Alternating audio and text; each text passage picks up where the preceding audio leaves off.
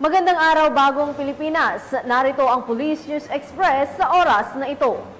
Nakatutok sa koordinasyon at monitoring ang iba't ibang ahensya ng gobyerno, kabilang ang Philippine National Police, at pinagtutulungan ngayon ang mga hakbang upang matiyak ang kaligtasan ng mga mamamayan habang patuloy na nagbabantay sa pag-usad ng Bagyong Christine. Ang report mula kay Police Corporal J.R. Delmendo. Upayang sinasagawang monitoring ng iba't ibang ahensya ng gobyerno ng Region 1 hinggil pa rin sa Bagyong Christine. Alas 5 ng umaga kahapon, Oktubre 23, 2024, ay nagtipon-tipon na ang kinatawan at representante ng mga ahensya sa RDRRMC-1 Emergency Operations Center. Ito ay upang mas mapabilis ang komunikasyon at pagbibigay ng serbisyo at mga dapat gawin upang matugunan kung ano ang pangangailangan ng mga mamamayan sa Ilocos Region.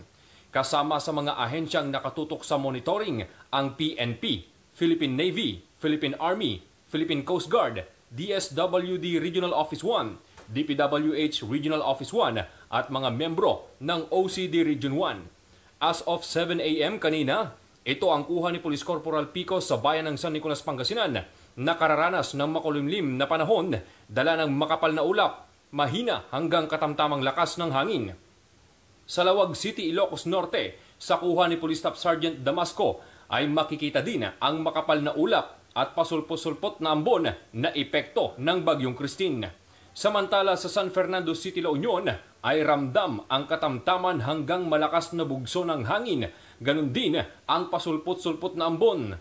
Sa kuha naman ni Miss Alma Unido sa bayan ng Luna, La Union, ay makikita ang malakas na hangin na dulot ng Bagyong Christine.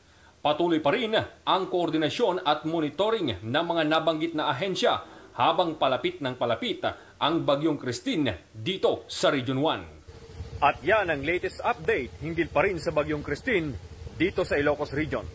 Ito ang inyong PNN correspondent, Police Corporal J.R. Delmendo, alagad ng batas, tagataguyod ng Balitang Pulis.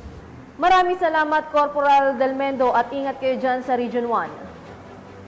Para sa iba pang update sa kalagayan ng panahon at Bagyong Christine, laging tumutok sa Police News Network, alagad ng batas, tagataguyod ng Balitang Pulis. Ako po si Police Corporal Maria Elena de los Santos, nagbabalita para sa Police News Express.